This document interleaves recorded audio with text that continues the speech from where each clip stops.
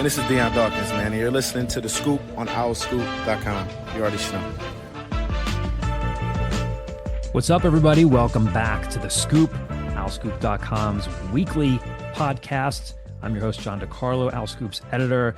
Assistant editor Kyle Gauss is with me this week. We have a lot of stuff to bring your way, some mailbag questions to get to. Of course, we're going to take you more in depth with this Temple football team as that opener is 20 days away. No chance. I know. No. It's Thursday. It's August 20th. Just think about Saturdays. It's 2 days until a Saturday, and then it's 2 weeks from that.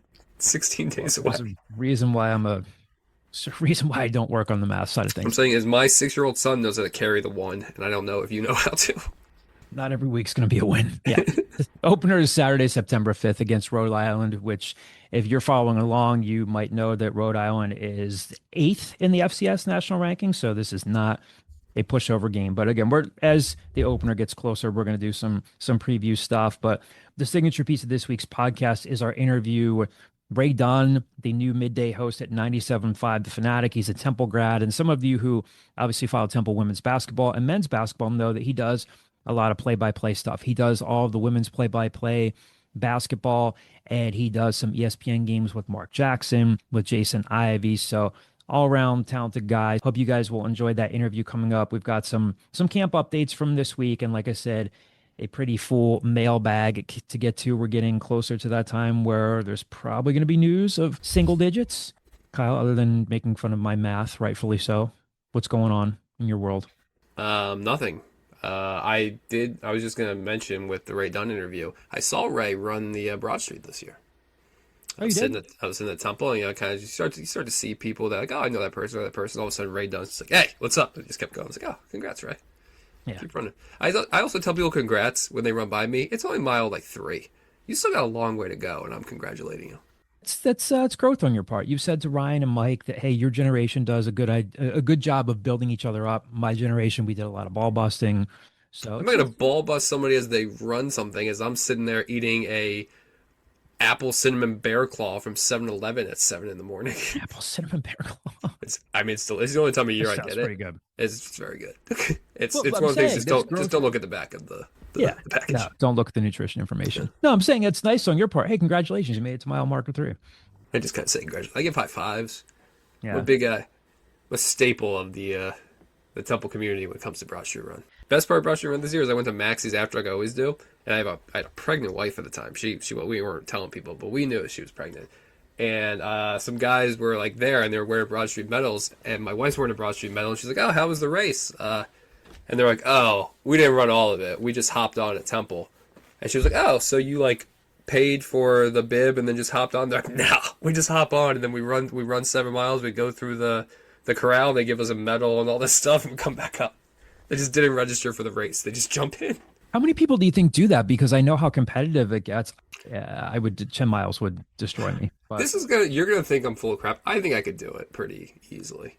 Mm-hmm. Like I run like a mile a year just to like see if I could still like how fat I'm getting. But I think if I like decided to like do it, I think give me a couple weeks and I could do it. Am I ever gonna do it? Probably not. No.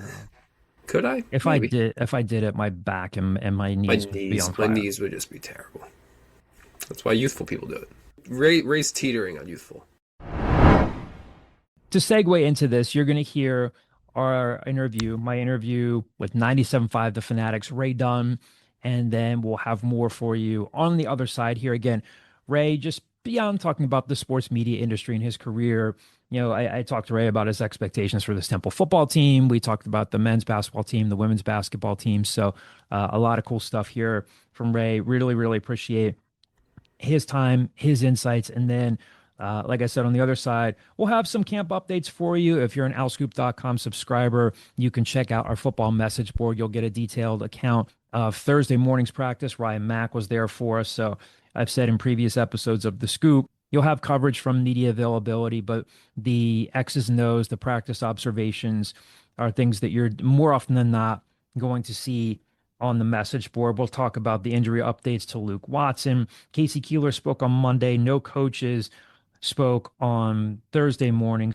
So after Thursday morning's practice, tight end Ryder Cush spoke, defensive end or edge rusher Jalen Joseph spoke, and then linebacker Tyree Alualu spoke.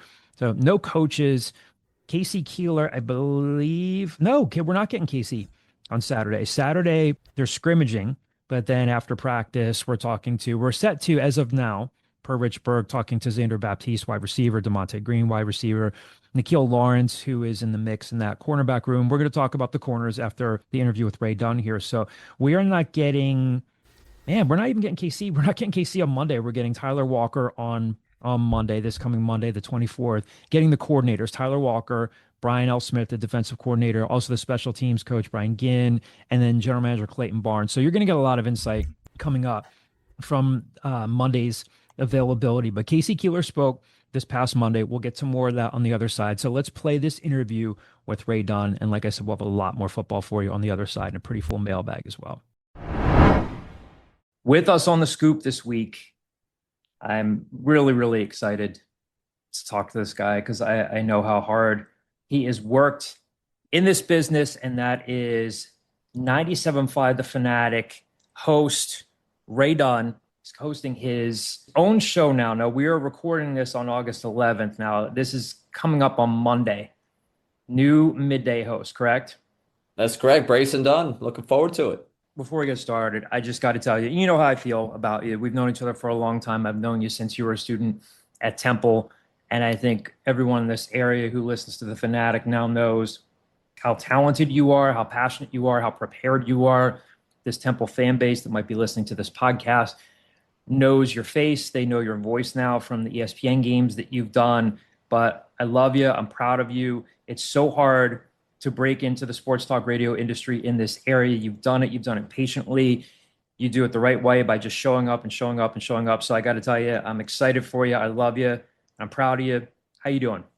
I'm doing good. It's been a good run here for me. They've been busting on me a little bit about the summer array, but certainly feels like it a bit. But yeah, it's been a good couple weeks. I appreciate all those things. I love you, John, and everything you've done for me. I really, really appreciate going back to, for you say long time, it makes me feel like, I'm far out of college, which now, given the fact that we're talking over 4 years, there's someone that would have shown up to campus after me and would have been out of there probably at this point. That hurts a little bit, stings a little bit. When the Johnnies and Wizlacks of the world have real jobs, it really, really kills me a little bit inside to be that old. But yeah, it has been a long time. It's good to see. Good to be honestly just doing this, hanging out. How about you shouting out your neighbor and former Al Scoop staff member Johnny Zwizlak, who is now clubhouse? What would you call him? A clubhouse attendant. Yeah, Part of the Philadelphia Phillies organization. So all of this it's just a sick intertwined circle is what it is. I know this is the very obvious question, but you grew up in this area listening to sports talk radio. You are one of the great students who really latched on and said, okay, I know everybody can tell that same story. Oh, I was pretty young when I realized that I couldn't play sports professionally. So I'm going to do the next best thing and describe them and write about them. But you did everything you could do at Temple. Obviously, you were our general manager at WHIP radio. You worked for Al Sports Update on the TV side. You interned. I remember us talking during COVID. You were supposed to have that internship and going to the Olympics, and then COVID wiped that out. And you were so hard on yourself and stressed.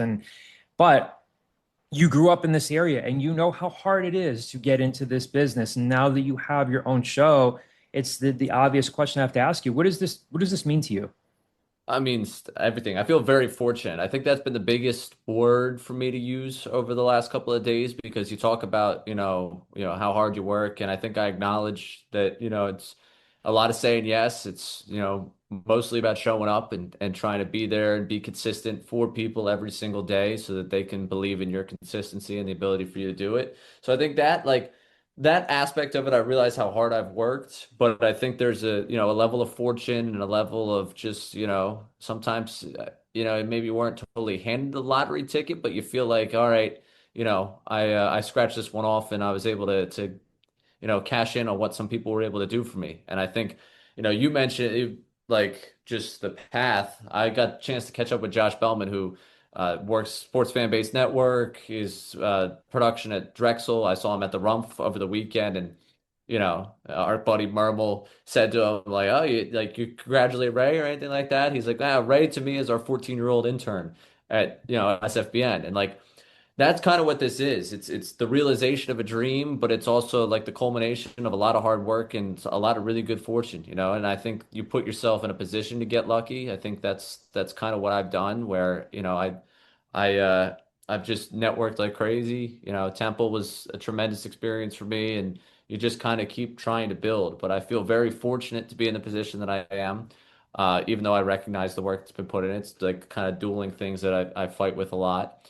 And it's still kind of surreal. I will say, as we're having this conversation, when people hear this conversation, I think it'll have set in. I hope it will have set in. But like sitting doing the hour-long meeting of like, all right, what's this going to be? What's the show going to be? It still hasn't quite hit me yet.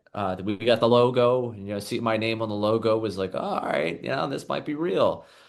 It feels almost like, if I'm dreaming, don't wake me up from it. And that's a pretty cool feeling, and I'm very fortunate for the people that have put me in this position, and the people that have helped me grow, and John Marks, Sean Brace, who I've worked with, go back, Mike, Bill, Bob, Andrew, Anthony Gargano, Devon Gibbons, like all those people that kind of helped start building me up, that I'd spent a lot of time on the air with. All those people is a testament to what they invested in me. And obviously, I'm just trying to cash in on a really, really, really cool opportunity. By the time people hear this next week, you're probably going to be a couple of days in. Mm. So I know this in some ways, this isn't new for you. You've already been an integral part of the station.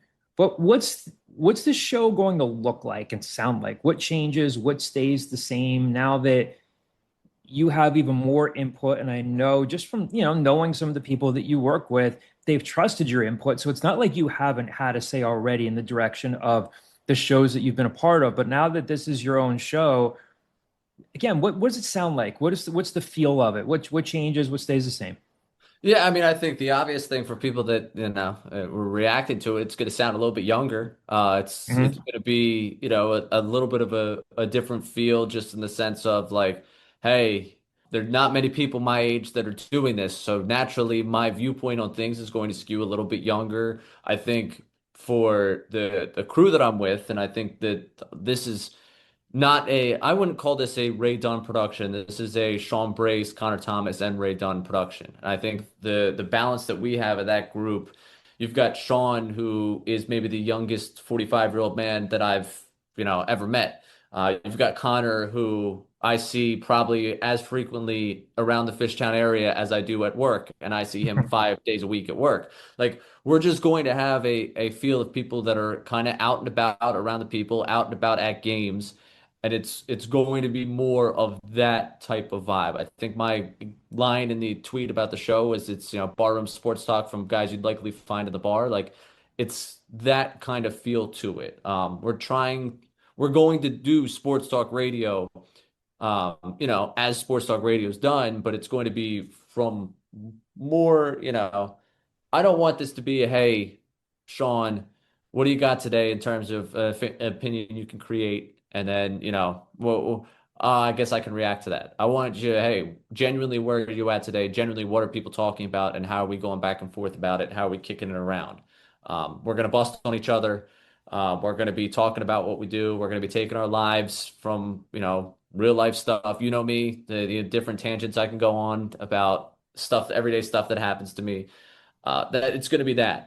And it's going to be a lot of people in the comments saying, this guy's a Seinfeld wannabe. And I'll be like, yeah, that's I'm sorry. Sometimes when I get upset, that's down. Who was saying that? Who was saying that early on? You. Yeah. You had it. Are other people saying that? Do you walk around saying Yes. that's for others to say? I'm not the only person to say that. Other people have said it. Your YouTube chat has picked up on it, that when I get upset, I get a little bit of that higher pitched voice. Yeah.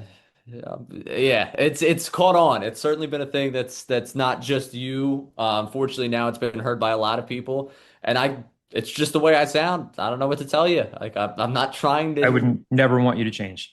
Yeah, not trying. It's just the way I get upset, I guess. I don't want to bury the lead here too. Now, this is before you got your, you got your own show, so to speak, but you were on the air when the LeBron James news broke. Yeah. And am I biased here? Yes, I'm biased, but you nailed it. You Thank nailed it. And, I don't know how many group chats you're in. I don't want to know how often you're cheating on our really nice guys group chat, but it's a testament to like the really cool sports media ecosystem. Again, I'm biased, that has come out of Temple. So, I'm chatting with you, Sam Cohen, Baltimore Sun, Addison Hunsikers with the Philadelphia Union. We've got Zach Demuse at Roman Catholic. We've got Brian Mermelstein, who is this freelance video maven who basically, runs the Danny Rumpf Classic now. And then you get to talk about it with our friend Adam Aronson, who covers the Sixers as well as anybody in the city and really as well as anybody in the country, I think. And you nailed it. That's one of those moments when you think, how do I call a home run? How do I call a Super Bowl? I'm sure you tried preparing for it, but it was great. It was organic. It was not forced. And you really did nail it. And then you got to talk about it with our friend Adam. What was that day like? Because I know how well you prepare, but then when it actually happens, take listeners through what that was like to be around in that moment, because it's one that Philadelphia will remember for a long time. The truth is, there was no preparation to that day. We had planned a football guy Friday. We had punted on the idea that we were getting the LeBron news. I believe my exact words are, "Why would it be a Friday news dump? There's no Yeah. reason for him to announce on a Friday." So Brace and I early in the week we're kicking around LeBron, kind of opening up Monday, Tuesday, like our shows on Monday and Tuesday, or I think Monday we opened LeBron for the weekend's worth of updates. Tuesday it had been Phillies Dodgers, so we had kind of gone to that. We were still doing heavy LeBron. And by the time we got to the end of the week, we're like, all right, the Nuggets have kind of dissipated. It's turned into more of me ripping Shams for the fact that he's giving the same update on television every 5 minutes. Like, I know it's about his happiness. I know it's a basketball decision. I know it's not about the money. Just come back to me when you have information. And that's really what it come down to. So we had like, well, all right, football guy Friday. We had Brandley Gouton off, Bleeding Green Nation. We were planning on having a couple of different guests in to talk. And it's funny to go back and like that small clip that everyone consumed and, just love the feedback I got on it. You talk about the ecosystem we have of Temple grads and Oh, Graham Foley, social media manager with the Philadelphia Flyers, another Temple grad, close friend, also in that group chat. Graham, I'm so sorry if he even listens to this. He big times us sometimes. So, but yes, Graham was in that chat well, as yeah, well. I don't think I forgot anybody, but go ahead. I'm sorry. yeah, and like all those guys, like it was cool to be able to have Adam immediately, which Mhm. that helps with the relationship side of things, and the group that we have here certainly helps. And like just all right, yeah, I know all these people, we can kind of bounce ideas off of one another, um, but so much so it helps in the fact that we kind of get what we're all going through. It's so this industry is different than a lot of industries, and even the people that are in this industry but not necessarily doing the media stuff, like they get it. So I think that's having that support group is, something that keeps me grounded, keeps me focused, and you are kind of in friendly competition with everyone, like, oh, he's got a pretty cool gig. How do you keep up with the rest of the group? So from that perspective, it's great. But getting back to that moment, yeah, we came out of a break and I'd been reading the Rory McIlroy book. I forget his last name. He wrote a tremendous book on Rory McIlroy, and it was after the Masters win. My brother got it for me, trying to get more into golf. And it was great. But we opened up the segment and we kind of fluttered into that conversation, and we were talking about Rory McIlroy being a womanizer as a younger man. And if you hear the beginning of that short clip that they made, it's Sean going, well, as I always say, we've all had romances. And that's when I saw people running the halls, and I got Robin in the ear, Sean Robin, Temple graduate, produced the Temple program. grad. He was in my ear like, LeBron. I went, picked up the phone, and that was just the genuine. I read it as it was in the moment. Like my face drops. I'm like, I can't believe we're talking about Rory McIlroy chasing models around in the early 2010s, and LeBron James and it has just had the news drop. And yeah, you think about how you're going to call a home run. I got to be honest with you, I never once in my life thought about how I would deliver LeBron James news if it came on there. Even the week we were on the air. I thought we were going to get it from one of his outlets, one of his platforms before we got on the air, after on the air. I guess like we had talked about it's going to be huge if it drops on our show, but I guess maybe it was naive of me. I didn't really put a lot of thought into I'm going to be the one to say it. I guess maybe I expected the breaking news sounder and Rodman to read it or Brace to see it or I don't know, to be honest with you. I knew how we were going to do it if it was Marks, Brace, and I. Like we had talked about that we are going to hit the sounder. I was going to give it quick and we were going to go to a John reaction. I just anticipated that John would be back the next week and LeBron would be signing. So it was I didn't know how I was going to deliver it. The whoa, whoa, whoa was mostly just, I can't believe this is happening today. I had given up all hope it was happening today. I can't believe he's signing with the 76ers. I don't know how I would have done it another way, to be honest with you. Another person who is also in our group chat, Buzz, I promise this was not intentional. This is not a Radio Wars thing. Dan Buzz Wilson I don't know who that is. works over at WIP. I'm not even sure if I'm allowed to mention them, but I'm proud of all of you guys. And again, like for you to be calling something like that day, and that doesn't obviously represent anywhere close to the whole body of work that you've done. You've done Eagles post game stuff, and again, I think it's a real testament to the work that you've done there. What does And this sounds like another simple question. You guys are the flagship station. You guys have the Sixers games, you have Flyers games. If you can get into this, how does it change the station strategy? I mean, not you guys are always going to talk Sixers, but I think the cool thing that it's done for the city is we've always known ever since we've been kids how crazy of a sports town this is. And I think, and maybe you guys have talked to this or spoken to this point, I might be even stealing this from you.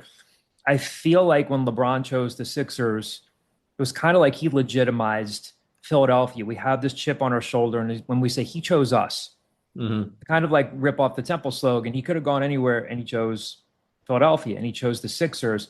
You wake up one day, and if you're a Sixers fan, if you've grown up in this area, you might forget for a while that he signed with the Sixers. And then you say, oh, wow, yeah, LeBron's a Sixer.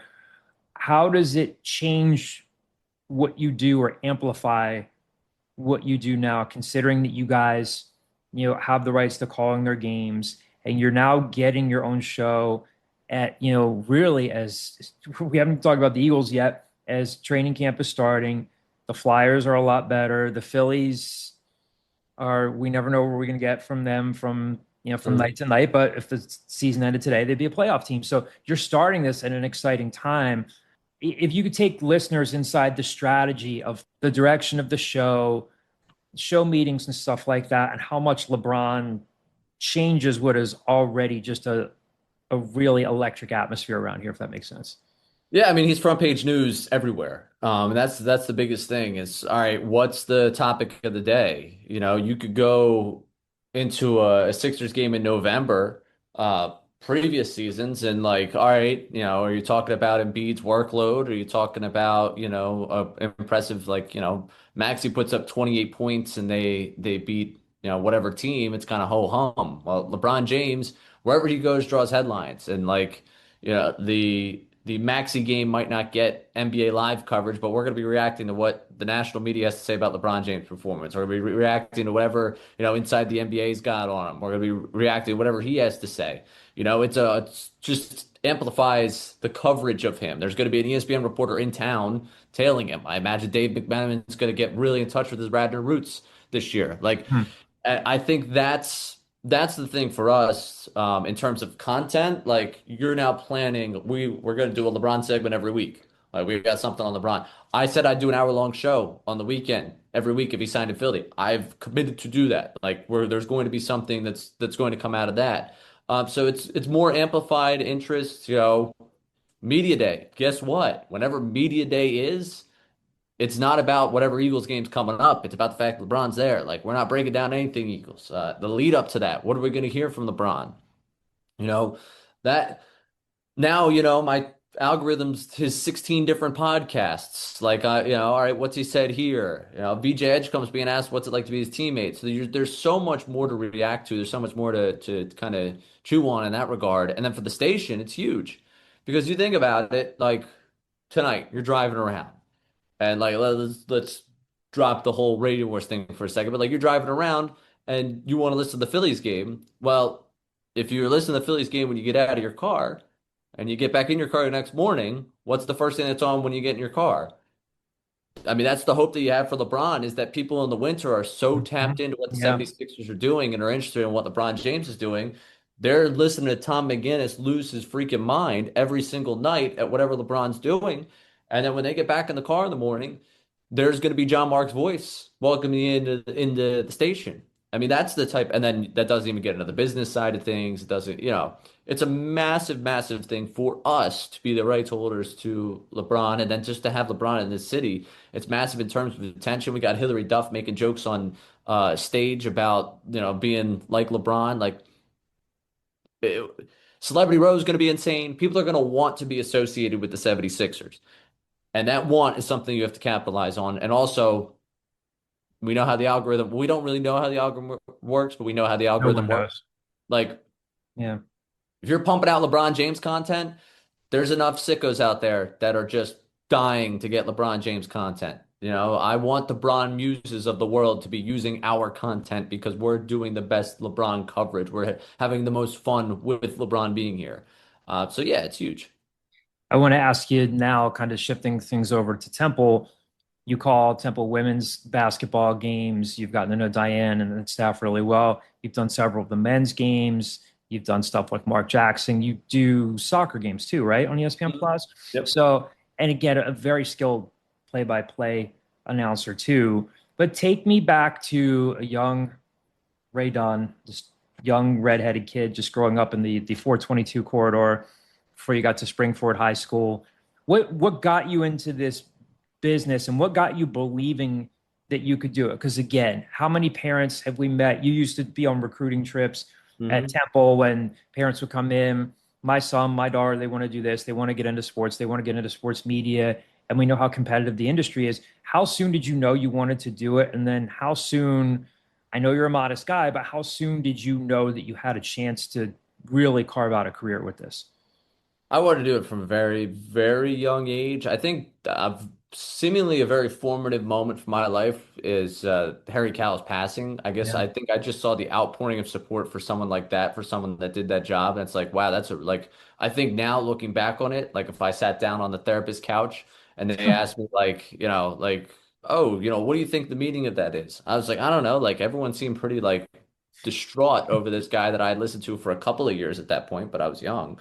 Like he had the coolest job in the world. Like, all these people are also upset that he's no longer talking about the games. Like, that's Are you saying that you envisioned your own untimely demise and you wanted to know how people would remember you? And I think maybe the therapist would tell you that that was like kind of where it would go, but like you see the impact that he had, and you see yeah. like you as a 9-year-old kid are like the job titles he was paid to talk about baseball for how many years? Hmm. And that was his gig. He showed up there. You mean to tell me I don't have to go down to get lessons on how to fix my swing? I could just talk about it. Like I was probably part of it was like there was a young part of me that was like, yeah, there's a couple of kids in this neighborhood that are much better at baseball than me. But I don't shut up. There was a story from my parents when we were younger. My brother wasn't talking. They brought someone in to like, hey, what's going on with, Matt? Why isn't he speaking? It's like, well, your oldest is doing all the speaking for him. Like he's talking for him. That's just, I guess, been who I've been for a long time. And I think I realized I wanted to do it. Sports broadcasting camp was something that existed that was big in the Philadelphia area. Jeremy Treatman, Steve Goldstein, and I went to it starting when I was 12. And I kind of met my people there. Like you think about the Addison Hunskers of the world. You mentioned Dan Wilson, Anthony DeBundo is doing tremendous stuff with the Hmm. Ringer. Going down the list, even the guys that didn't end up going to the industry, but are still some of my closest friends, like Jason Canner, Nick Bogatis. Yeah, Teddy Bailey was an SBC guy. Like Teddy's gonna love that shout out.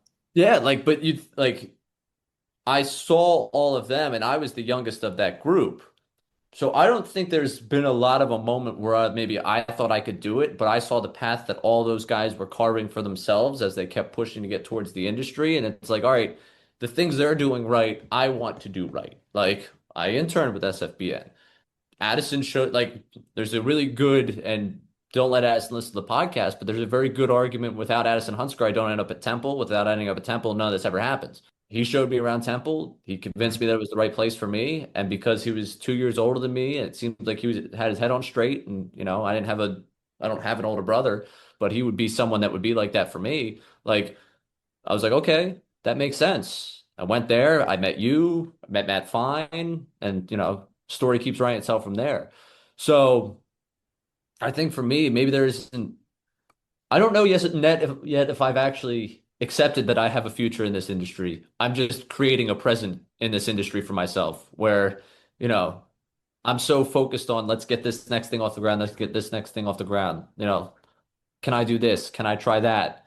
My schedule's insane, and I like keeping it insane that way because I think part of me doesn't let me think about, all right, 10 years down the line, what is this? It's just more about, hey, how do we get tomorrow's show to be the best possible show we can put together? That's a great way of looking at it. If I could therapize this for a second, if you've spent time on the therapist couch, the Power of Now is a good book to read. And I mean, you just kind of nailed it. You don't think too far ahead, and taking things a step at a time has helped you get to where you are. So it's a great way of putting it. I want to ask you about the play-by-play piece of things. And I have gotten unsolicited comments and compliments from friends who don't know you. Some of them know that I know you, and some of them don't, and they mention your name. And I also want to talk about, well, let's talk about the union thing. You just called the union game last night. You talked about the play-by-play camps, but again, it's really, really, really hard, I would imagine, to do play-by-play. You call soccer games, you call Temple games. How did you find your voice with it and just learn to be good at it? One of our students at Temple today in a Temple news meeting, he referenced your call on the Zion putback against USF a couple of seasons ago. It was a great call. And again, you might say, well, you prepare for it, you can prepare for this, you can't prepare for that, but you're good at that too. Where does that come from? Is it just hours of work, or is it a feel, or a little bit of both? Yeah, I think it might be a bit of a feel. I think it's definitely a lot of reps. I mean, there was, going back, and this is part of why I use the fortunate tag, even though I know how hard I've worked. My parents raised me in Springford area school district. Did it just so happen to be my luck that Steve Bonnet's put together an incredible television program at a high school that my parents raised me at? Like, again, lucky in that regard. I called probably 25 to 30 games before I got to college.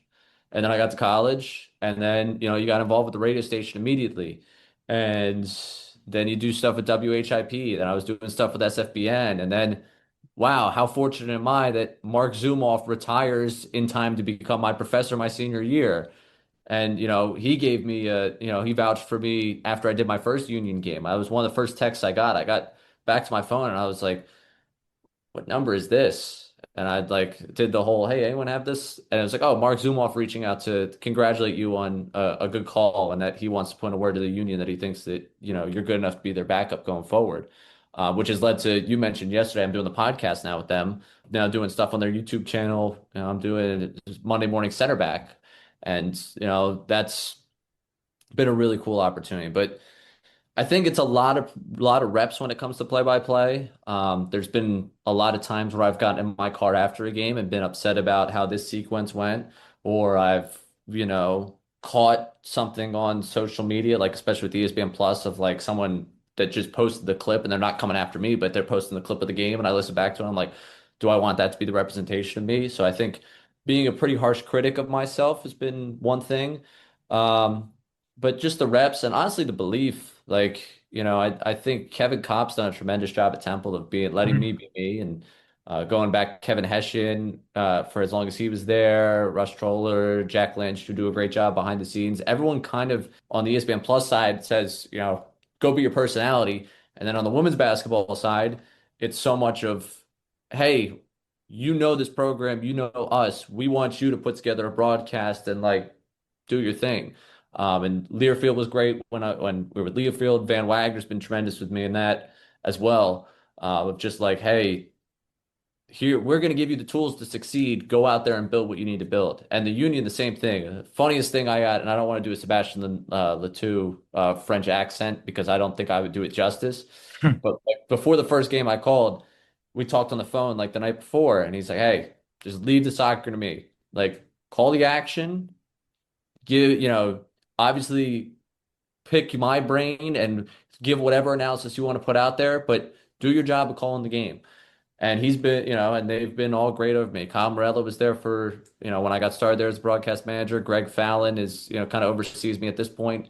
And everyone's like, hey, don't try and be someone you're not. And maybe that's been the secret to both play-by-play and the radio thing is I've slowly grown more comfortable in my skin. Instead of trying to be the broadcaster I want to be, I just am the broadcaster that I am. And hopefully you just keep kind of growing and, you just get better and better.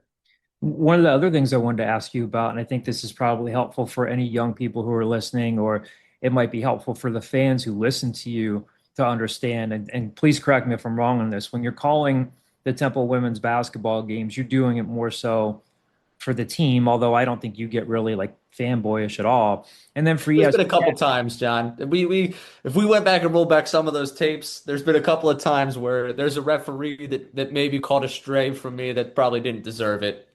yeah, but I mean, but again, in that space, and that's what I'm getting to, you can kind of be like that. And sometimes that's what people expect of you. And then for the ESPN Plus games, you and Mark, and I think we've talked about this before.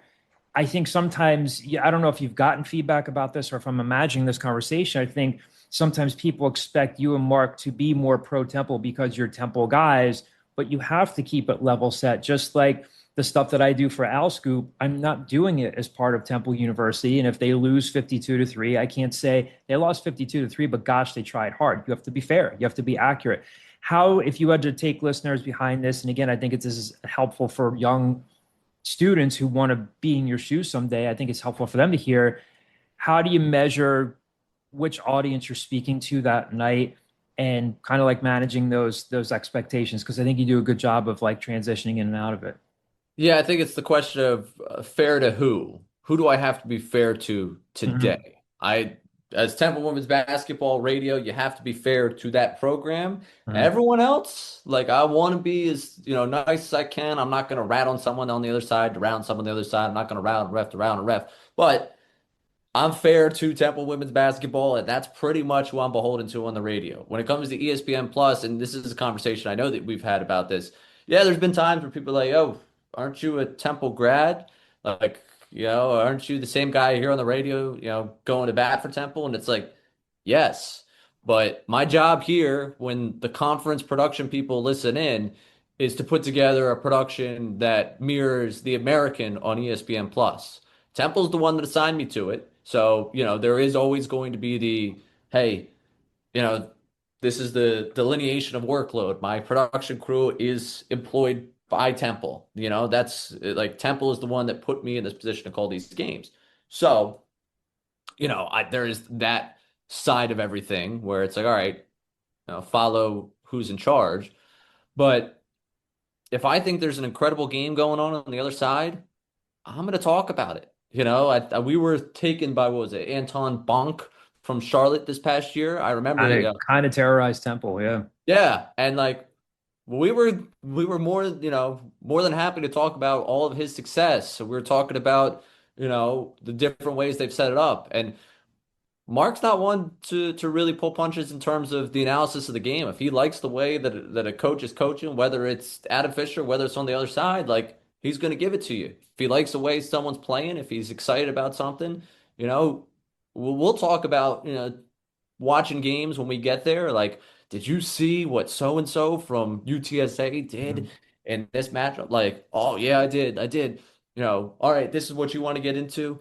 We have to pay off both sides. What's the other alternative? I don't. Maybe there are plenty of American Conference fans that are, streaming on the radio, their radio call and syncing it up to the ESPN Plus broadcast. I'd but like to believe, and I can tell you from my perspective, I've done it with Kevin on the radio side, so I know that you can do it. It's tough, and I think a lot of people just pop on their ESPN Plus and say, all right, these are the broadcasters for tonight. And I don't want someone in Greenville, North Carolina, being spray painted with cherry and white. They deserve to know what's going on with ECU too. And I think that's also goes to preparation, because I have to do probably 2-to-1 when it comes to those teams compared to Temple, especially when we get later in the year. You don't care about the preseason storyline or the preseason media note for this ECU guy in their 27th game. How did you get here? And that always becomes a challenge later in the season too, because the workload of a season will catch up to you by the time you get to March. Yeah, absolutely. I know it's been all LeBron all the time, and then the confluence of LeBron James and the Phillies and the Eagles.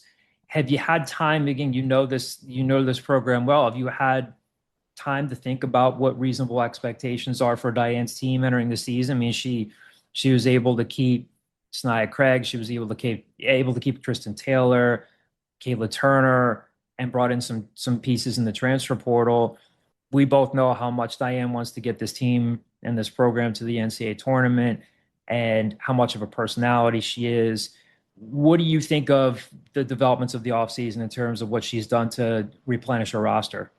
Yeah, I mean, I've gotten a lot of excitement from talking to everyone. I haven't actually been down there, which has been kind of a bummer for me to get to not be able to say that I've been down to a practice yet over the summer and catching up with everyone. But from my perspective, that's the biggest thing coming out of a season is, all right, what are you able to retain? And if you go through the checklist of last season, I wanted Tristan, I wanted Kayla, I wanted Sanaya. Like those were players that, you just couldn't afford to lose. Tristan Taylor, if Tristan Taylor has no fans, that means I no longer exist on this earth. She is, in terms of leadership, personality, the type of person you want in your program. Always be ready to throw flowers at her. Kayla Turner, the same ilk there, especially just also an entertaining personality to be around. And Sanaya Craig's always smiling. That's the biggest thing. The smile for Sanaya Craig's always there. But in terms of the basketball players there, it's a great foundation for you to build from. I'm really interested in a healthy Anastasia this year. Mhm. Villanova, there was a lot of high hopes. Everyone was talking to me before the season last year about her. Unfortunately, got hurt. Never know what she could have been in terms of the front court for that team last year, what different optionality you would have had. Shayla Smith coming home, that's for me another one that, all right, that guard depth, what does it look like? How do you kind of build there? The second year for Ariana Merity, it was almost like an irrational confidence for me watching her last year of like, I can't believe you're getting these minutes and you're playing kind of with the audacity that you're playing with. And I mean that as a compliment. So kind of seeing them hone that in and what year two could look like for her, I'm excited about. And, obviously some other pieces in the portal you add. And I believe in this staff and their ability to bring in the talent and put the talent together. So I expect them to be back right up there with the best teams. I'm excited. Tamia, having someone that's 6'5", that's going to be a different look for them. And I think that's something they've missed in the past in this conference. There's been a lot of times where it's like, hey, there's this 6'4" big that you just kind of can't move off the block or you're not able to slow down. They've done really well in getting athletic forwards that can run the floor and kind of play to the pacing that Diane wants, but that's been a bit of a struggle for them. So I'm excited to see a different dynamic there. I expect them to be back and competing at the top of this conference. And I know a lot of other teams have been active in adding and subtracting the whole thing. Yeah, our American women's basketball group chat was going off a little bit with the conference pairings and all that stuff. We haven't exactly gotten to break down everybody's team yet, but I think the expectation's been set. I know what last year was, but the expectation, the bar was set the two prior years. I think that they're going to be able to compete again at the top of this conference. Now, what about Adam Fisher's team? Gavin Griffiths, other than Gavin Griffiths coming back, Cam Wallace, they have to hope that he makes the freshman to sophomore year leap that players used to make before guys were transferring so much. Mohamed Keita comes back. I mean, he's really a depth piece in the front court, kind of a late decision there to come back. And then it's all new guys. Someone like Derek Morton Rivera coming in as the freshman Father Judge. And then some of these transfers like Jordan Marsh, they feel can be an exciting player. They've added some bigs like Sir Isaac Heron. Again, it's early. I know your mind has had to have been elsewhere recently with everything going on in Philly pro sports this summer, but what do you think of when you look at Adam Fisher's squad here? Same goal, wants to get to the tournament, wants to erase the disappointment of last season. What do you think of when you look at them? Yeah, I think the biggest question will continue to be how do you build on that front court? And that's kind of the piece in today's day and age of, how are you able to put together a front court given the landscape of college athletics and where Temple stands in it? Because, you can't teach height. You want to have that ability to bring in someone that could be a difference maker there. And in the conference, that feels like where they've been victimized. It felt like where they were victimized a year ago. And it's not just a year ago. It feels like, if I could hear Mark Jackson in my head talking about feeding the big fella and giving that big fella a chance to eat, like we've been talking about that a lot of other times on the opposite side of things and not on the Temple side of things. Jordan Marsh really excites me. I'm like really, really excited to see what Jordan is on this team. I'm excited, like you mentioned, that jump year 1 to year 2 for Cam Wallace. I really want to see what that is for him. And Derek Mort Rivera, for someone that was, so tapped in late there in the PCL season and helping Merm out with the Yeah, the PCL. voiceover. Yeah. Yeah, like I was watching, I'm sitting next to Zach DeMuse, the director of missions over there at Roman Catholic, and I'm like, I told him, I was like, I got like half a side for you guys here. I'm sitting on your side, but like I'm watching Derek Morton Rivera do his thing right now for Father Judge, thinking about what it could be for Temple next year. So, I'm excited for them too. I'm excited just to see all the pieces come together. I always feel like I have a tougher gauge on what they're going to be just given the roster turnover. And it does feel like, for my prep sheet, it feels like I'm flipping over consistently. And that's just kind of, and like, I say that as basically a reflection of college athletics right now. I don't necessarily believe that's a Temple thing. My roster sheets, I keep them all. I've got a Mhm. Google sheet where it's, I've pretty much called almost every team in this conference, and usually you get multiple of them back-to-back years. I hardly use any notes from a year prior. I mean, I think North Texas, they came in the end of my first season doing it, and they came in the end of last season doing it. I changed everything. There was not a single holdover. The coach was different. Like, that's just kind of the way of doing business I've found in on the men's basketball side of things, especially. It's not that it's not a totally different on the women's side, but there's been a little bit more consistency, I feel like, within this conference of women's basketball teams being able to keep some sort of core together. You mentioned our buddy Zach DeMuse, when he's not working at Roman Catholic High School, is the velvety press box voice and spotter at Temple football games. I'm covering them for Al Scoop. Preseason camp is in full swing. They've got Rhode Island week 1 at home. Again, I don't expect too many people in the city of Philadelphia to be preoccupied with the Rhode Island football roster, given everything that's going on in the pro sports scene, but one of the better FCS programs in America. And then week 2, Penn State comes here, and you have all sorts of, subplots there with Jackson Smollett, the likely starter, Colin Dinkins, Caleb Artis, a few Penn State transfers who are now playing at Temple. Is that happening? Like I'm following along with the quarterback competition here. For my Temple football kind of fits in more of the fandom box for me because I don't do anything officially for the program aside from being the guy on the radio that talks about it. Mm-hmm. But I feel like I'm watching this more as a fan. Like when I listen to you guys for football season, I'm listening more in the fan hat. I'm the KC Keeler wins games tweeter guy at the end of games that they win. When I'm listening to you guys during basketball season, it's okay. Yeah, this is what, they've got in terms of information. This is a good thing. Like I use you guys, I'll reference you guys on the broadcast all the time. Football for me is still like the fan hat that I've got on, and I love wearing it.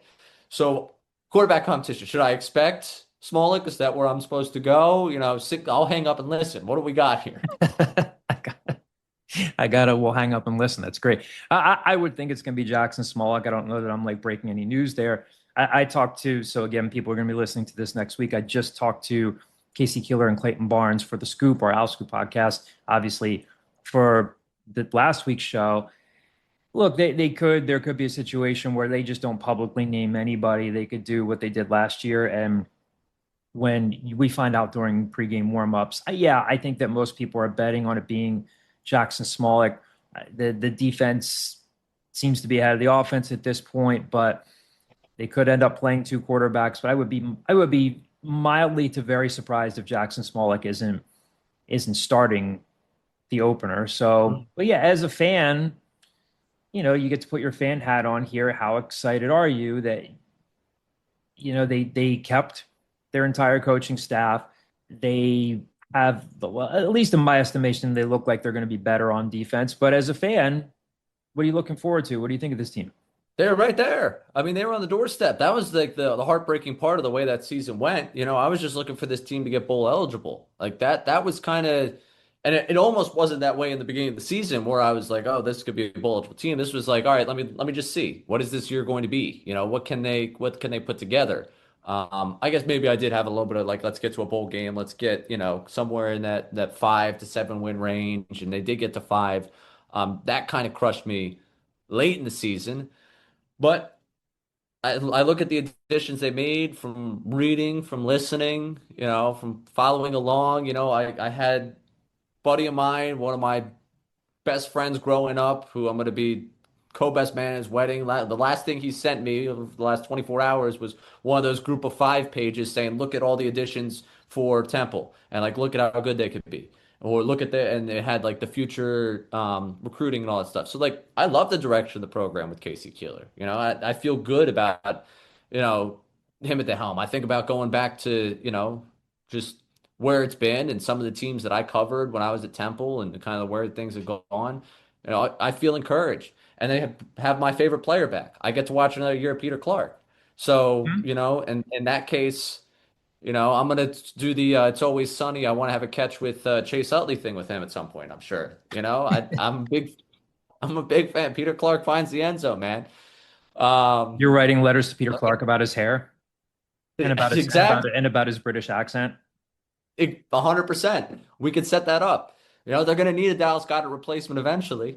If it's not Stowers, go get me Peter Clarke next year. And I'm not. I say it with a laugh, but I'm not really laughing through that. Like I enjoyed watching him. I'm going to enjoy it this year. And obviously, I've already started talking smack on everyone from Penn State. I'm ready. Give me all the smoke here. I'm ready to fight over that game. Two more questions for you here.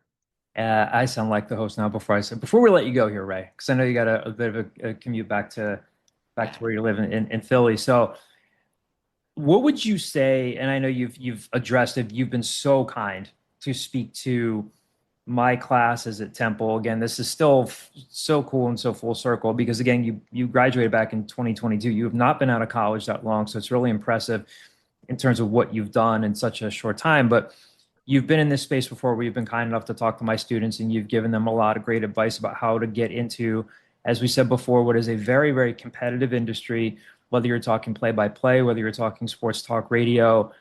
And everybody wants to know, how do you do it? How do you crack the code? How do you stay in Philly? How do you get a foot in the door? I know there's no quick 30-second way to do it, but what would you tell and what will you be telling? Because I'll probably be tapping you to talk to one of my classes again in the future, and hopefully you'll say yes. What do you tell college students or even high school students now who want to do what you do in 2026 heading into 2027? One, I think it's about building your own personal brand. I mean, part of the reason why I ended up at the Fanatic is I got connected with Andrew South to the mentorship program.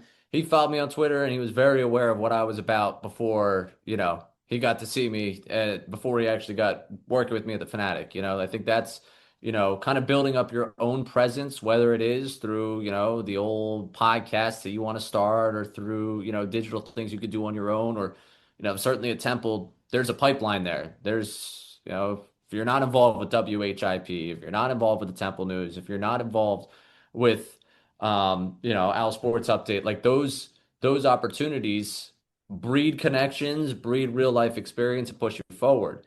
I would say to that end, be intentional about the opportunities you're going after. I did get that Temple News story in there under the wire before I graduated. You did. But I knew by the time I got to that stage of my life that I wanted to be something on the air. That was kind of pushing me towards something. I think once I got towards the end there, I realized, hey, I don't want to do the local television reporter role. So I was very intentional in where I started pushing myself towards at the end of my college experience. Experience everything so you know what you like and what you don't like and what may be good for you and what isn't good for you. But I think the biggest thing for me, I've been very intentional about the opportunities I take and kind of the connections I make. I think you only get 24 hours in a day. You only get 7 days in a week. You only get 365 days in a year. And there's only so much time you can take doing something that's not necessarily a part of what builds your future.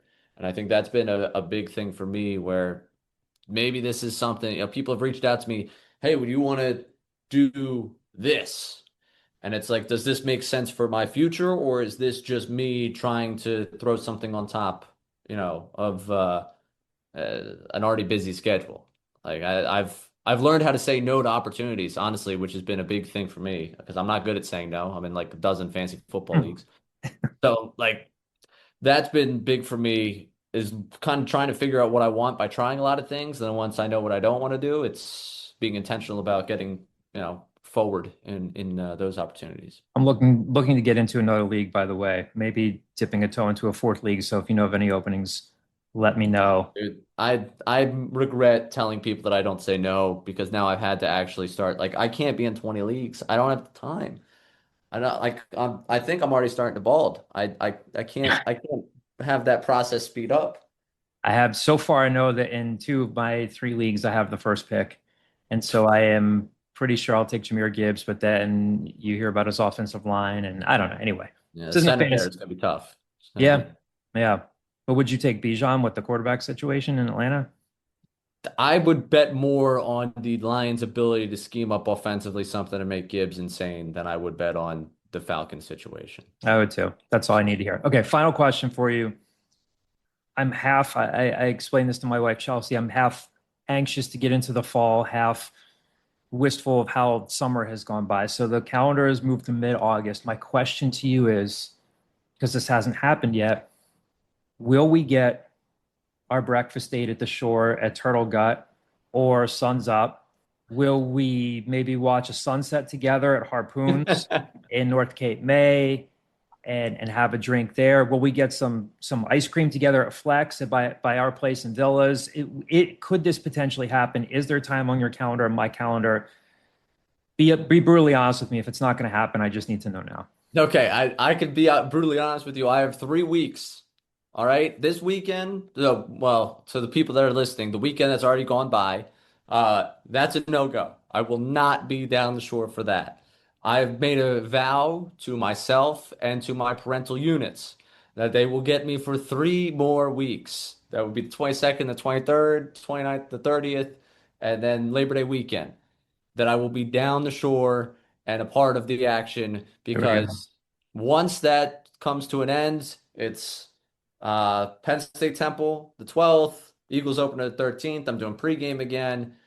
Josh Safran, if we want to just keep throwing shout outs here, get married on September 19th. I'll be there for that wedding. Wow, congrats in advance, Josh. Another Temple guy. Yeah. Yeah, I can't wait. It's going to be a really great time up in Lancaster. And then there's Eagles game the next day. The following weekend, I might be able to do like a fall down the shore thing. But I think over those 3 weeks, I could make something happen. All right. Because the only other thing I have on my calendar right now for those 3 weeks is getting together with our good friend Zach Demuse. What we could do, which we probably won't be able to do because you would be sick of me, we could do a breakfast sandwich at Turtle Gut. We could do a midday to late day watching the sunset at Harpoons because we get good sunsets over there. And then we could do late night ice cream at Flex and then just hope that our bodies don't just give out on us after all that. Listen, and I make no secret about this on the air, so I can say this on your podcast as well. If what I've done at Keenan's hasn't killed me, I don't think that schedule is going to kill me. There we go. Well, hopefully we'll get some time together at the shore. I love you, buddy. I'm so proud of you. Congratulations on getting the show. Thanks for taking some time on the scoop here. And yeah, hopefully I'll see you soon at the shore. Can I throw one thing in there real quick? Absolutely. Just because I got people that reached out to me about it, including our own staff that were concerned. We talked about it, so I would imagine people believe it. I'm back on the Temple stuff. I will be still involved with women's basketball. I'm still doing all the. I assumed you were, but yeah. I'm glad that you got that in there. Yeah. I wanted to mention it when we were talking about women's basketball, but a lot of people are like, "Whoa, we're going to figure that out. We're working that out as a station." But that was something that with talking with the station about the opportunity, I didn't want to give up because one, I love the programs. Two, alma mater, the whole thing, but also like those are my people. Mm-hmm. Like Diane reached out, congratulated me. So many people from the staff reached out, congratulated me. Adam, I was walking Temple's campus like a week or two ago, going to the rally house. And there was a car honking. I mean, like, who is like losing their mind? I look there, it's Adam Fisher. So like they've all been so tremendous to me that like with this opportunity, I did not want to at all step away from doing any of that stuff because I love being involved with the programs. And selfishly want to be there as they continue to grow. So I want to throw that in there as a love you all to the people that reached out. Like, we losing you? No, no, you couldn't dream of that scenario. If you don't like me, I'm sorry. I didn't mean to burst your bubble on that one, but I will be back. Well, there you have it. Ray's making it official. So thank you so much for your time. Like I said, hopefully we'll get to spend some time together at the shore, and I'll talk to you soon, buddy. Sounds good. Appreciate you. Big thank you to Ray Dunne. Hope you guys enjoyed that conversation. And if you follow Ray and you listen to him, again, he's the new midday show host with Sean Brace at 97.5 The Fanatic. And then you're also going to, of course, if you're a Temple women's basketball fan, you can hear Ray calling those games, and you're going to see and hear him on several of the ESPN Plus games, as far as I know. He had that great call of the Zion Stanford game winner 2 seasons ago against USF. So a little biased. We're a little biased here, but I think Ray does a great job. So hope you guys enjoyed that. As for this week, as I said before we played the interview with Ray, we got Casey Keeler and we got Henry Baker on Monday. So as of now, I understand we have been saying, yeah, it looks more likely than not that Jackson Smolik is probably going to start the season opener. For whatever it's worth, Casey Keeler said on Monday that there's still no leader in the clubhouse there. Casey Keeler said, I don't think anyone has separated himself yet. I think they've both done some good things today. I thought they both did some really good things. I saw progress even today that was back on Monday. So both of them played well in Saturday's scrimmage. Jackson Smolik did get reps with the first team offense, but Casey Keeler did kind of stop short of saying like that is, he didn't say it in so many words, but he basically said don't read too much into that. So I'll stop here and ask you this, Kyle, but I think we've talked about this a little bit in last week's show. Are you kind of leaning toward this is looking like, I don't know, like regardless of who they name as the starter, do you think this is going to shape up like last year where he doesn't publicly name a starter and we'll just find out in pregame warmups? Well, real quick, I should say the other part of, again, you can go back to owlscoop.com, listen to Casey Keeler's interview. Casey Keeler did say, we haven't seen enough separation yet. And I'm paraphrasing. He said, that's going to probably have to happen this week. There is a second scrimmage, like I said earlier, coming up this Saturday. Now, we will not get Casey Keeler on Saturday. We are going to get the coordinator. So who knows? Maybe Tyler Walker comes out on Monday and says, yep, we're going with Jackson or we're going with Johnny. But Casey Keeler, as of a few days ago on Monday, put the brakes on saying that any one person was in the lead. But yeah, how do you see this shaping up? Do you think they might do what they did last year? Well, I think when we talked about this a couple weeks ago, I think the biggest difference, and Keeler said this, is the biggest difference was last year both guys had starting experience. So, like, you could kind of take it further. I think because the fact that neither of these guys have started, you can't go as far. To answer your question of, like, is there going to be a formal, hey, we're starting Jackson Smolik, we're starting a Johnny Shepard?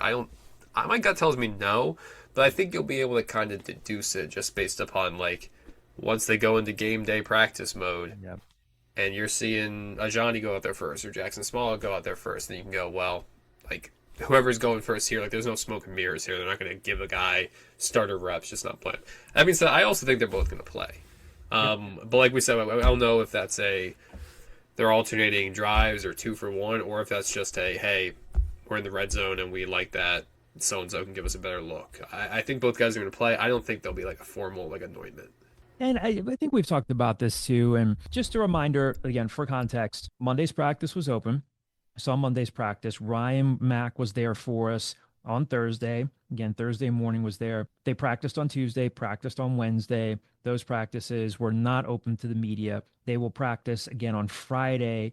And then Saturday's practice, they will scrimmage again, as I said before, just in case you forgot before we played the Ray Dunne interview, or I don't know, for all I know, I might have said this a couple minutes ago. Xander Baptiste, DeMonte Green, Nikhil Lawrence are going to talk after Saturday's scrimmage. So you'll get player insight from the scrimmage. And then on Monday, they don't practice Sunday. And then on Monday, after Monday's practice, which is open to the media, we'll get the coordinators, Tyler Walker, Brian L. Smith, special teams coordinator Brian Ginn, and general manager Clayton Barnes. So it's going to be a long availability. Yeah, that's a lot of them for sure. Like, Clayton's great. If you guys have listened to his interviews, ton of insight. So even though we're not getting Casey Keeler on Monday, we will get a lot of insight. And the logic there is you'll probably won't hear from them all year, because Keeler typically doesn't make his coordinators available, right? During the season. Yeah. Tyler Walker, people may not care about this. I don't know if he said this to Jackson, but it was during Monday's practice. I heard him shout, "Okay, Bernie Kosar," which I thought was very funny for those of our listeners out there. Anybody who's like, unless you're a devout Cleveland Browns fan, otherwise you Which need to be over like, Tyler Walker probably is. yeah, it makes sense. He grew up in Ohio. Bernie Kosar was a very good NFL quarterback, but not mobile. Bernie Kosar is too old for Tyler Walker to make that reference. Yeah, Like he predates Tyler Walker. yeah. But I guess, if you're a true Browns fan, you probably have a soft spot. No, I What's got, your soft spot like obscure quarterback that you would bring up? oh God. Probably any of those Eagles backups that played during like the transition from Ron Jaworski to Randall Cunningham when they Mm. went through like Bubby Brister, Brad Gable, uh, Jeff Kemp. I mean, there was some bleak. I think sometimes people forget that Jim McMahon played for the Eagles, Oh yeah. which was bizarre. So I think of that's what I think of before Randall really got entrenched, or if Randall, Randall got hurt that one year, Bryce Pop from the Packers. It's, you think of this stuff, it's entrenched in your brain. When Randall was playing and he was Rocket Man. Everybody had those posters. He was great. But during that era, if he was either hurt or it was between Jaws and Randall, some bleak quarterbacks. I would bring up Coy Detmer. Would Coy be my Detmer, like, Coy Detmer. the neck beard. Coy Detmer finally got his chance to start during that year. McNabb kept getting injured and then got injured in his one game. Wasn't that Niners game? He The like Niners, dislocated yeah. his elbow. Man, that was ugly. And then that led to AJ Feely, which they then, Dante, then fleeced the Dolphins for a second round pick for AJ Yeah. Feely.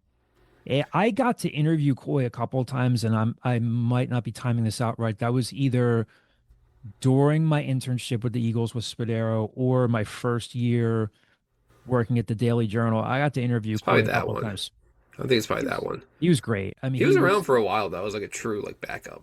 he Yeah. was as down to earth. And you can look the stuff up. Colorado, right? Yes, he played at Yeah. Colorado. Ty, his brother, played at BYU. Yeah. And you look at Coy in the locker room and be like, I can't believe this guy is an NFL quarterback, but he had a good enough arm. And I think the story with him was like he said, like, yeah, I buy my clothes at Target before we go on a road trip, and I just throw them into a bag, and like he was very low maintenance. But I had a Ty Detmer autographed football for a while. My dog ate it. really, Yeah, I was. I think I told you this. I thought I told you this before. Euclid Hills won like not the cake walk, because I think it got you like an actual cake, but like won like a raffle, like the school fair. I won it back-to-back years, and I was like, oh, they're gonna start thinking I'm rigged on this. The second year, they're like, you can either get this autographed football of a guy from the Eagles or an autographed football of this guy from Penn State. And my logic was, guy's already in the NFL. I'll take Ty Detmer. Get that. The alternative, it was Kerry Collins at Penn State. oh wow, That would have been a better autograph, but I had a little mini Eagles football with Ty Detmer signed in silver, and then my dog chewed it up. I forgot how much we have in common. I forgot that we both went to Yukon Hills. Drove past Yukon Hills Elementary yesterday. No, you drove past Euclid Hills 2.0. Yeah, 2.0. Yeah. Our building's long gone. What were we talking about before we started talking about Eagles quarterbacks? And Bernie Kosar, Tyler Walker, called Jackson Smollett. so as of now, nothing new on the quarterbacks in the sense that they have not named a starter. I would say, again, go to owlscoop.com. You can check out our coverage. Ryan wrote a little bit more about the cornerbacks room, a little bit more insight from Henry Baker in terms of, and I like this. I mean, any coach is going to say, I'm really big on player development, coaching these guys up, but Henry's great. You can kind of see why he has that assistant head coaching title. He Right. talks, carries himself like a future head coach, but gave a lot of good insight into the cornerback room. Said, listen, I want to play five guys. Will he do that? I don't know. But and again, this isn't necessarily new news by now, but really two significant pieces of information, or three significant pieces of information that came out from Monday. One, Casey Keeler saying, still haven't named the starter yet. Two, Henry Baker saying, my guys are Denzel Chavis and Asa Locks, which again goes to show you, Kyle and I talk about this all the time. NFL beat reporters can say the same thing when you're covering training camp or preseason camp. Guys can have good days, bad days. We said in the past, like, okay, it looked like Denzel Chavis and Adrian Lang were running with the ones predominantly through spring and early fall camp, but Asa Locks had a good scrimmage. He had an interception. Denzel Chavis had an interception, and that's what these coaches have been saying. We want guys to start making plays on the ball, and so he said that right now those are my guys. But Adrian Lang is in the mix. Nikhil Lawrence is in the mix. Jet White it sounds from what Right. they're saying, has started to improve. And so, again, it's a developmental thing. So, some developments with the corners. Luke Watson, the right tackle who injured his knee. Casey Keeler said on Monday, again, if you've been following along at owlscoop.com, you know this by now, just in case you don't. Right now, Luke Watson is going to try to avoid surgery and see if he can rehab it. So, it sounds like a multi-week thing. I don't know if it's going to turn out exactly. Casey said, I don't want to get too specific. So we don't know the exact ligament. We know it's in the knee opposite where he tore his ACL. So it is not in the same knee that forced him to miss the 2024 season. So Kevin Terry steps in there. That makes a guy like Zach Amlin more important. He has guard tackle flexibility. Some of the true freshmen like John Watkins and Cron Spencer have started to get some snaps. Again, ideally, I don't think they want to play those guys this year unless they have to. So those were like the three biggest news nuggets to come out of Monday. They're going to scrimmage again on Saturday, and we'll have more coverage from Saturday. And again, check out our football message board for Ryan Mack's detailed observations from Thursday's practice. If you've been listening along earlier in the podcast, we said that news of the new single digits might be coming soon. So between us wrapping up recording today and then me sitting down to edit the pod, Temple did, in fact, name its remaining single-digit players for the season. Now, earlier in preseason camp, Casey Keeler said that wide receiver Colin Chase and punter Dante Atton had done enough, essentially, to maintain their single digits. Beyond those two guys, center Grayson Mains, safety Saboor Karriem, linebacker Eric Stuart, and running back Sam Brown and tight end Peter Clarke have also been named single digits. So Sam Brown and Saboor Karriem are the newcomers here. Saboor Karriem is a transfer from Illinois at safety, and then Sam Brown, the former LaSalle College high school star, the Rutgers transfer, is in the mix now to start at running back, at tailback. Saboor Karriem, none of this is really surprising if you listen to what Casey Keeler and the coaches have been saying and how they say it. Saboor Karriem, they've been really excited about. Casey Keeler's talked about his improved tackling recently. It was a really nice pickup for them in the portal. 13 games last year at Illinois. Saw some special teams action in the Big Ten. Played some defensive snaps in 7 games at Illinois. 22 tackles last year. 10 of those tackles came in Illinois' win over number 21 USC. So really nice pickup for them. And, he's got good range, 6'3", 210 pounds. Peter Clarke, about if everything goes well for him this year, he's going to get drafted. Colin Chase, Dante Atton, you knew about already. Linebacker Eric Stuart. Casey Keeler said recently that he's a different player this year. They took Eric to media day along with Peter Clarke. And they really like what they've seen from Sam Brown in spring ball and in preseason camp. So those are your single-digit players. Wanted to drop that in here before we get to the mailbag. Here we have several mailbag questions to get to again. As I say every week, really appreciate it. Helps us set the agenda for the back end of the pod. And we want to talk about what you guys want to hear about. So really appreciate that. Stapler01 is the screen name here. This is from the football board. 4th and goal from the 2 on offense. What's the play call based on what you've seen from the offense in fall camp? This is going to sound like such a cop-out. I mean, I feel like I've seen like a little bit of everything. I mean, they were doing red zone stuff. Was it last week? And Johnny had that. He threw the ball into triple coverage and hit Joey Schlaffer. I think they could try to do what they've done in the past, like getting Peter Clarke involved, like even 2 years ago, where like you have a couple of red zone targets, big guys, like you could put the ball up to Peter Clarke. You could bring in a Johnny Shepard. I mean, I know it sounds so predictable, but could we see scenarios where Jackson Smolik, if he starts, leads him down the field, and then you bring in a Johnny Shepard? Does that sound predictable? Yes. I haven't seen anything like this. Again, here's where there's context that should be noted. The team does on owlsports.com put out a practice blog. They put stuff out there, but I'm sure they're going to be strategic about not putting certain stuff out there. I haven't seen anything yet, and I'll keep in mind that Brody Norman has been moved to wide receiver, but he was approved as a quarterback. Could they bring him in as a package? Sure. Now, obviously, you guys are smart enough to know this. These coordinators and coaches scout these teams up, down, left, and right. Just like Army, when they tried that trick play with Colin Chase that didn't work at Army, they flagged this stuff. But I think they've got options there. I mean, like both these quarterbacks can run. You would like to think that if you are a believer in the offensive line, if you think that Grayson Mains, that Jackson Pruitt, I've got a story up on Jackson Pruitt on the side right now. If you like what you've seen from the guards, from Eric King and Jackson Pruitt, and Jacoby Hills at left tackle, and then Kevin Terry at right tackle, if it's 4th and goal from the 2, and you think that Sam Brown's good enough to get those 2 yards, and you stack a couple tight ends on one side, you could see that. But I think they have options there. And Tyler Walker has shown that he's willing to be creative, but I've seen a little bit of everything. They work on red zone a lot, but it's not all trick plays. Sometimes it's like throwing it up to your best playmaker. But Kyle, I know you haven't been at practice, but what's your gut telling you in terms of like what you have a year of experience in watching a Tyler Walker offense? You know this roster. What do you think you would see on 4th and goal from the 2? I'll say 2 things. I would say one, I'd go even a year back. That year in Montana State, they led the nation in red zone rushing touchdowns. Like when push comes to shove, they want to rush the ball in the red zone. So I think sometimes it will just be as simple as 4th and 2. We trust our offensive line. We trust Sam Brown. Let's see what happens. But to your point of, you have Brody Norman out there. And last year you had Kajaya Hallway out there as like a converted quarterback. My only thing with that would be please, please, please. And I know they're not the only team that does this. And I hate when people do it. If you're going to run a trick play or you're going to run Wildcat or anything, don't waste your time with the quarterback lined up out wide. I hate it every time. I hate when they're just like, oh, basically we're just going to play 10 on 10 instead of 11 on 11 with trick things. I hate that. If you want to get creative, get creative. But yeah, I would say push comes to shove. I would imagine that's where you see a Johnny get plugged in if he doesn't win the starting job, and that's when I think you'll see a lot of carries to like a Sam Brown. I don't think I'm breaking any news here. I think my gut would tell me that if I were to put money on it, I would still, if I were a betting man, I would say Jackson Smollett might start, but we'll see.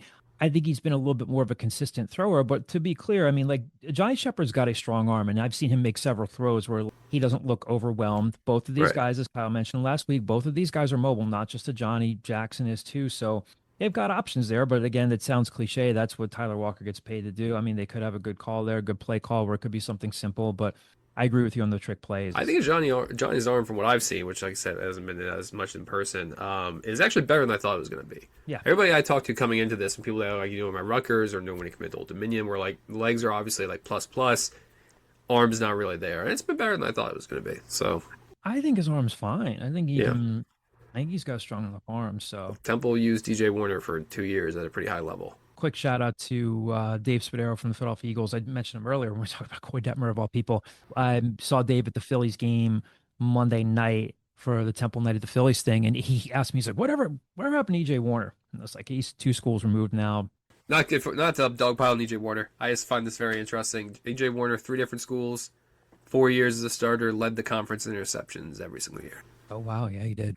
He led Temple, Rice, Fresno State. But no, Stapler 1. It's a good question. Think they'll have options, but again, those are that's what Tyler Walker gets paid to do. So I think they'll have some options there. But I think what Kyle said about what he did at Montana State is worth noting as well. So next question here comes from the screen name TJ Clarke.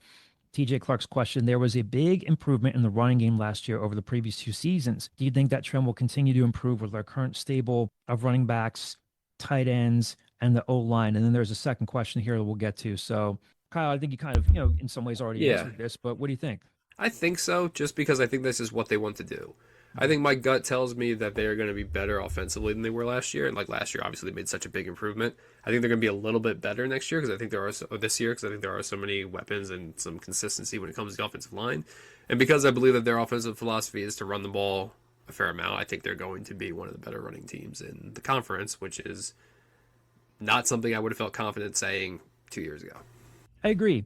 I know I preface a lot of statements by saying this, but one of the reasons why I like covering football, it is very much a developmental sport. And, I wrote about this in my story on Jackson Pruitt. He was recruited by, the Rod Carey staff because of the ties they had out to the Midwest. And he comes in, didn't play as a freshman, got redshirted, which is very normal. And, again, I say this in the story, if you look at PFF numbers, they grade him out overall as like an average guard. His pass blocking numbers are pretty good, but he's developed over time and developed. We've talked about this a lot too. Like, how good is this offensive line? Are they just healthy and stable, or are they actually going to develop and get even better? But you'd rather look at 4 returning starters, even if there's some perceived instability at right tackle, if you were banking on Luke Watson. But if you're bringing back your left tackle, your left guard, your center, and your right guard, and you like what you've seen from the two Rutgers transfers and John Stone and Zach Amlin, and you're in the second year of your scheme, yeah, they probably should run the ball better. And I think, again, we've said in past episodes, Sam Brown's been a nice surprise in terms of how healthy he has looked. They're being cautious with him. Casey Keeler talked about that on Monday. But you get year 2 of Kevion Mason. You have Hunter Smith back. So, yeah, I would think that trend would continue, given the fact that Peter Clarke's been a willing blocker. Again, Ryder Cush is more the move guy. And so we'll see. But, yeah, I think you'd be crazy to think that the running game should continue to improve, and there's probably more depth at that position. On the second question here, TJ Clark asks us, likewise, on the other side of the ball, the D-line has been inadequate at stopping the run game he's referring to last year. The team lost a lot up front. Did the coaching staff bring in enough players to consistently slow down the run based on the offenses they will face this year? Sick of watching drive plays go for 8+ yards and QB keepers on game-winning drives. So the simple answer to this is we have to see. They sure do seem on several different occasions, and it's sometimes I don't want to say they back into it, but we've asked a lot about the offensive line. Hey, there looked like there was a lot of pressure out there, whether it was a cherry and white game or whether it was a scrimmage. Casey Keeler keeps saying that there are 2 guys that have been consistently hard to block, Jalen Joseph, and then he's mentioned Kevin Hornbeam's name a lot. He said, who recruits at Tiffin? We do. So I'm sure other schools do, but they seem legitimately excited. I'm sure coaches know that they can say things and words can just disappear into the ether, but they have consistently been touting this defensive line. Again, whether that actually happens or not, in terms of, I would sure hope that they're better at defending the run. If they're not, then they're not going to turn the corner, because getting gutted, you expect them to get gutted on the ground against Navy and Army, but like ECU really ran all over them. Against Navy, they were defending the run better. And of course, there was the Navy game where the safeties were lined up too wide. But I would say if you ask the coaches, they would think that they should be better at defending the run. They sure as hell would hope so. They sound like they're excited about the defensive line rotation there. Again, excitement is one thing, actually producing is another thing. But sure, I'm sure you are sick of watching drives like, Army sapped them. And then, of course, Navy killed them late and ECU really got them. But I would think so, based off of what we've seen and based off what the coaches are saying. But, let's talk about it after week 1. Yeah, the only thing I'll say is I think Clayton Barnes made a comment about this in the spring of they feel since they brought back the majority of their offensive line, they have a good barometer of like what that offensive line is. Yeah. Like they're not all unproven guys, right? So they think, okay, we brought back 4 starters. We know what that is. And if that defensive line's beating that offensive line and we know what that offensive line is, then we feel pretty good about that defensive line. Yeah. If they're wrong about that, if the defensive line doesn't end up being good, and yet they were still beating up on that offensive line for the last 9 months, that'd be a bad indication of where this season could go. Caleb Artis spoke on Monday. There's a guy who, God, I didn't mean to sound like Chris. He knows what an offensive line looks like. Well, I said, there's a guy. I feel like I'm in my head saying, here's a guy. That guy that imitates Chris Collinsworth. I forget his name. He imitates Collinsworth and Sean McVay. He's all over Instagram. I forget who he is, but very funny. Anyway, Caleb Artis at Penn State, one of the Penn State transfers, spoke on Monday. I'm intrigued to see what he can do. He says he's healthy, but there's a guy that they brought in from Penn State where the traits are there. If you're willing to listen to the coaches, they do. They seem legitimately excited by the traits, by the depth. So like Kyle said, if they're wrong, they're really wrong on this, and it's not a good sign. But they have nowhere to go but up. Again, they particularly got it on the back half of the season. I would lean more toward better against defending the run. How good? Yeah, we shall see.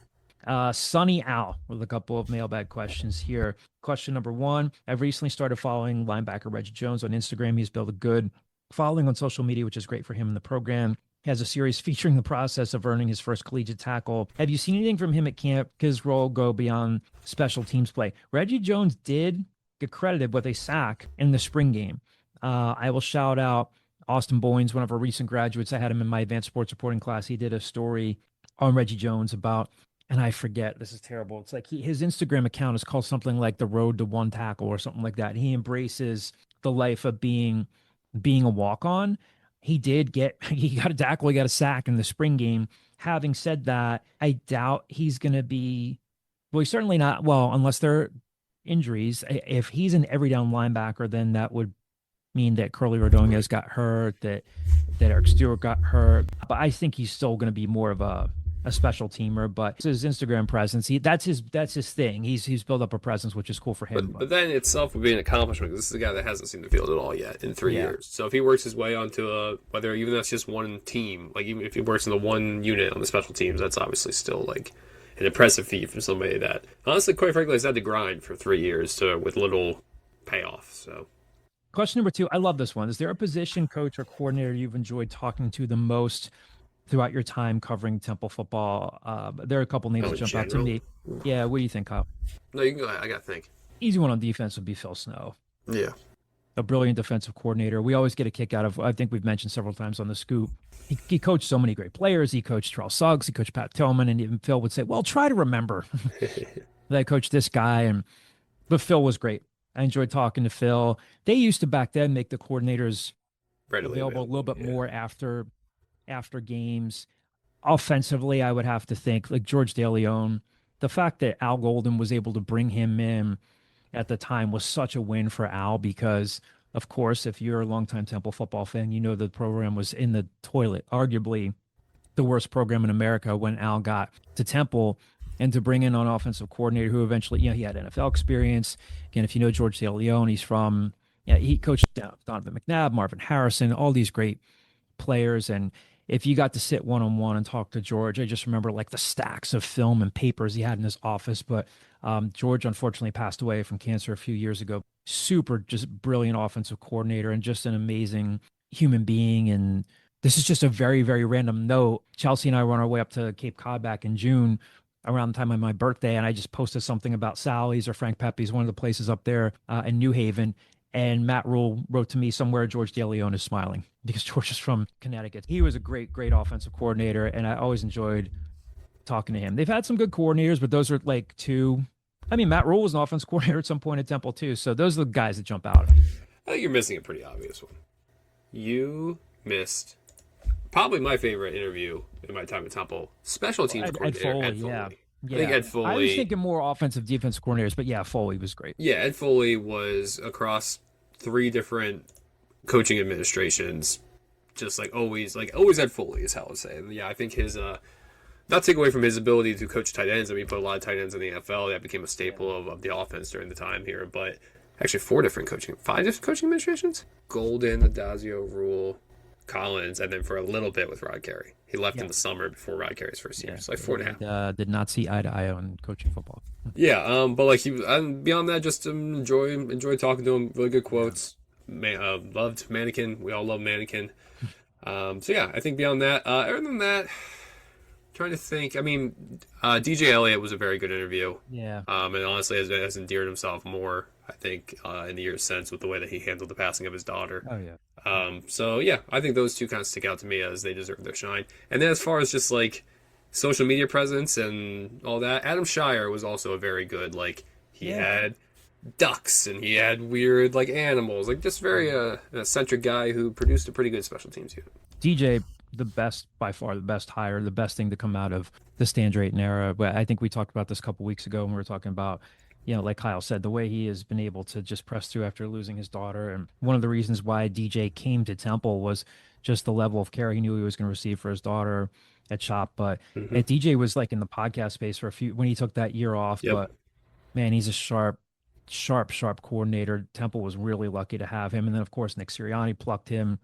And then DJ lost his job when they changed coordinators there, but he was good and an amazing human being too. So love that question. Yeah. So next question here, this is basketball related. Temple Absalom 1620. What are your impressions of Temple's current non-conference schedule? So I understand why fans want more out of the non-conference schedule. Again, we wrote about, I think it's been a month and a half ago, when I wrote about Temple's non-conference basketball schedule. Some of those games have come to light now. Again, they're opening against Central Connecticut State on Monday, November 2nd.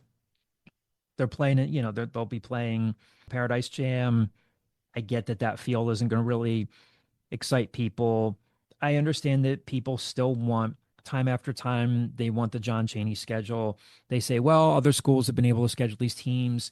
I don't know how else we can say it. They are in this weird in between territory where I don't know, how can I best describe this, Kyle? What have we said before? Like sometimes people look at Temple as like a bye game. If you beat them, you should have beaten them. If you don't want to lose to them, but they're a sneaky mid-major team that I don't know. There's a lot that goes into it, budget, flexibility on stuff. I get that people are looking at that schedule and not super excited about it, but what do you think? Inside baseball, I do this a lot when like I'll try to formulate a thought and then just convince myself of it. But I actually agree with this. I think one, I completely understand people being like, "Oh no, they're playing like teams that weren't that good last year," and blah blah blah. I think Temple kind of gets a little bit of a shaft from the publicity standpoint and the fan standpoint when they think like, okay, people called out Wichita State's playing Kentucky. Like that was like that. People have mentioned that as like, why Kentucky's willing to play Wichita State? Why isn't this happening? Temple kind of already has that game. Like they have it with Nova. Yeah. Like I understand, like you might say, oh, that's just because of the Big Five Classic and they didn't go out and get that, blah blah blah. But like it's on the schedule already. They will be playing Villanova, who had like their net was like 26 and Kentucky's net was 25. Yep. Like they're the exact same caliber of team. Temple's playing that, and they're filling the rest of the schedule up with like, obviously opponents not quite to that level. And when you take a step back and you look at it with like Wichita State, like okay, yeah, they're playing at Kentucky. Then they're playing like the teams with nets in close to 200. Like New Mexico's a good team, but other than that, they're playing like Texas A&M, Corpus Christi. They're playing Southeast Missouri. Like they are also playing bad teams. Yeah. They're just beacon. Their highlight is the Kentucky game, and Temple's highlight is the Nova game. Unfortunately, I think it's mid-major college basketball scheduling in 2026. Yeah. Nova Tuesday, December 1st at the Leocore Center. We were the first outlet to report that. You can look at our teams. UAB, not a single out-of-conference opponent with a net under 100. Yeah. Like just games they should be able to win. Like it's just what people do. And same thing. Tulane's best out-of-conference game is Akron. The other question here with Giles returning to Wichita State and considering the non-conference schedules and rosters for Wichita State, Memphis, Tulsa, and USF, if all goes well, could the American be a three-bid league this season? Please see above comments. Yeah, we're just talking about Wichita State. If Wichita State goes to Kentucky and beats Kentucky, then maybe they can get an at-large bid. But like otherwise, like they're not playing anybody out of conference either. Yeah, and until further notice, yes, we've talked about this before, right? There's tournament expansion, but we kind of the cynical / realistic approach is that it's probably just going to help more Power Four conferences. Memphis, like they usually do, has put together an out-of-conference schedule. You go, okay, if they kind of take care of business, they will be an at-large team. The issue is they didn't take care of business last year. No. Like in that situation. South Florida, I don't think they have a out-of-conference schedule that lends itself to being an at-large team either. So like maybe it's a two-bid league. If they get 3, then I think Tim Pernetti would be ecstatic about that. Was there a conclusion on the significant rev share donation that Adam was working on through last year? Sure seems like it's headed in that direction. Nothing that we have on the record yet, but yeah, it sounds like Adam Fisher was working on a significant donation. I think it sounds from what we've been told like it's heading in a positive direction, but I don't know if the team's going to announce that, whether all the T's have been crossed and the I's have been dotted. But Adam Fisher, I would say, deserves some credit for getting that closer to the finish line or across the finish line. Right. Last question here in the mailbag comes from Al Worldwide. Again, this is basketball related. Al Worldwide's question: heard anything about Darian Ford coming back? So if you follow along on social media, I think I retweeted this, Kyle retweeted this, Darren Heitner, a sports lawyer, put out yesterday that Darian Ford was part of another round of players that were granted a temporary restraining order that's going to get them a 5th year of eligibility. So I would say that, yeah, it was a hurdle for him to clear if he wants to come back. I think it would put him one step closer to coming back to Temple. So I think with that last roster spot, I would think that the staff was either looking to try to pursue another big, but I don't think that they would take a big or a forward or, I don't think they would take size just for the sake of doing it. If you're choosing between an average big or a developmental big and a guy who was an all-conference player for you last year, then I think you take Darian Ford. So I would say that development that Darren Heitner passed along about, Darian Ford being one of several players this week that got a temporary restraining order, sure, I would say that probably would help pave the way for him to come back to Temple. Is he definitely coming back? We don't know yet, but I think you're on the right track there. So we will, of course, if we hear anything reliable, we will certainly pass it along. So that will do it for this week's show. We'll have more for you, of course, next week as we get closer and closer and closer to that September 5th season opener against Rhode Island at Lincoln Financial Field. We'll have more for you next week in terms of talking about what we see from Saturday's scrimmage and what we get from Monday's media availability. We'll be talking about single digits.